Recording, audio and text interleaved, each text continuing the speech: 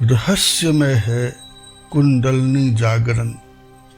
जिस प्रकार एक परमाणु के विखंडन करने पर उसमें से असीम शक्ति उत्पन्न होती है, वैसे ही मानव देह में कुंडलिनी जागृत होने पर उसमें अलौकिक शक्ति का प्रादुर्भाव होता है।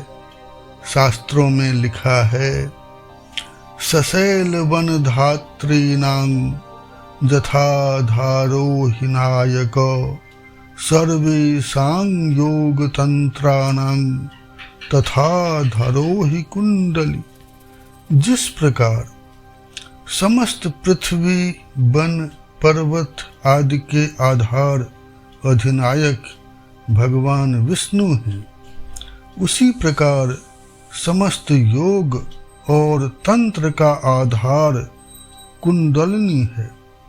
यत पिंडे तत ब्रह्मांडे।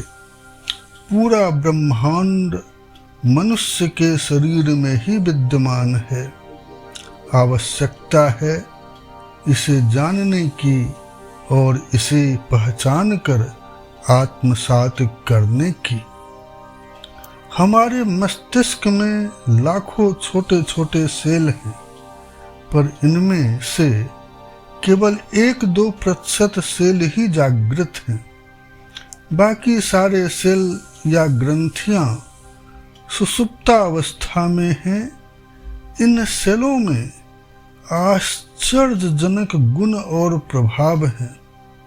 हमारे पूर्वज ऋषियों में कुंडलिनी जागृत था, फलतः वे असाधारण कार्य करते थे, जिसे सुनकर विश्वास नहीं होता है कि ऐसा भी संभव है। डॉक्टरों और शरीर वैज्ञानिकों ने शरीर के बाह्य अंगों और उससे संबंधित रोगों के बारे में तो थोड़ी बहुत जानकारी प्राप्त की है, परंतु इससे भी एक बड़ी दुनिया हमारे शरीर में विद्यमान है। योगियों के अनुसार समस्त ब्रह्मांड और उसमें होने वाली हलचल हम अपने शरीर में देख सकते हैं। शरीर में मूलतः 7 चक्र हैं, जो कि अत्यंत महत्वपूर्ण हैं, और इन चक्रों का भेदन करना ही ब्रह्मांड को समझना है। मूलाधार, स्वादिष्ठान, मणिपुर, अनाहत, विशुद्धि, आज्ञा चक्र एवं सहस्त्रार चक्र। ये सभी चक्र अपने आप में सुषुप्तावस्था में हैं, परंतु विशेष क्रिया द्वारा तथा गुरु के निर्देशन में, गुरु के सहयोग से इन चक्रों को जगाने की क्रिया प्रारंभ की जाती है। कुंडलिनी शक्ति का निवास मूलाधार चक्र में है। यह मूलाधार चक्र रीढ़ की हड्डी के सबसे निचले छोर में है।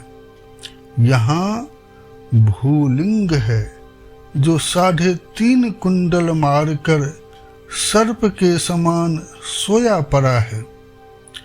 उसका मुख नीचे की तरफ है।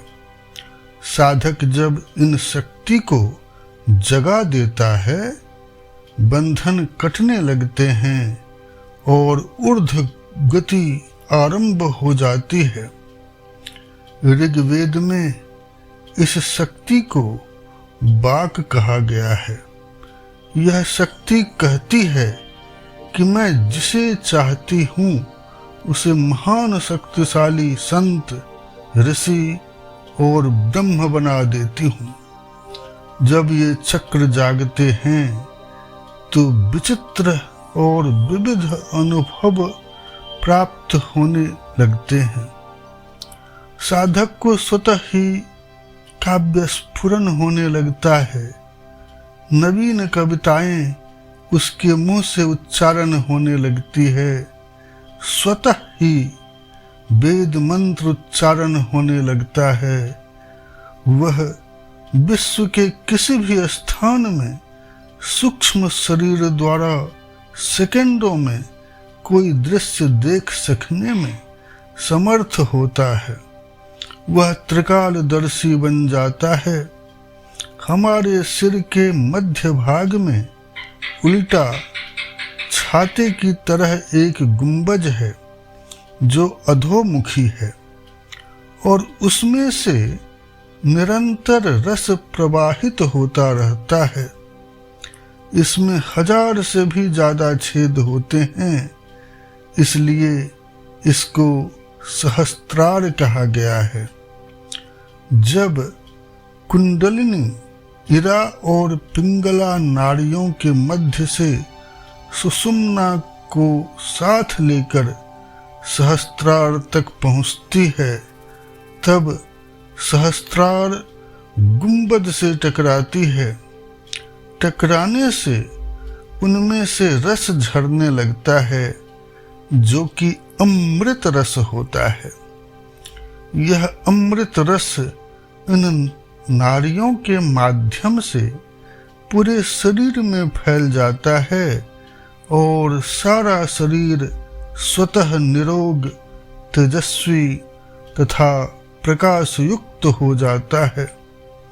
उसके चेहरे पर एक ऐसा तेज आभा मंडल बन जाता है जैसा कि देवताओं के सिर के चारों ओर दिखाई देता है।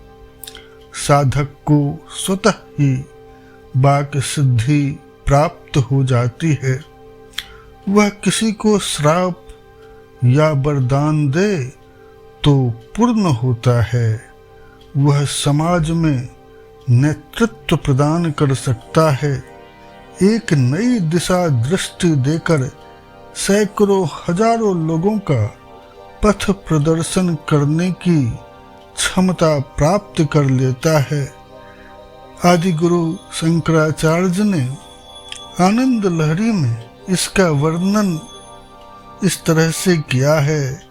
महिमूलाधारे किमपि मणिपुरे दूतवहम स्थितं स्वाधिष्ठाने हदिमरुतमाकाशमुपरि मनोपि भूमन्ते सकलमपि भित्त्वा कुलपसं सहस्रारे पद्मे सहरसि पत्वा विहरसि।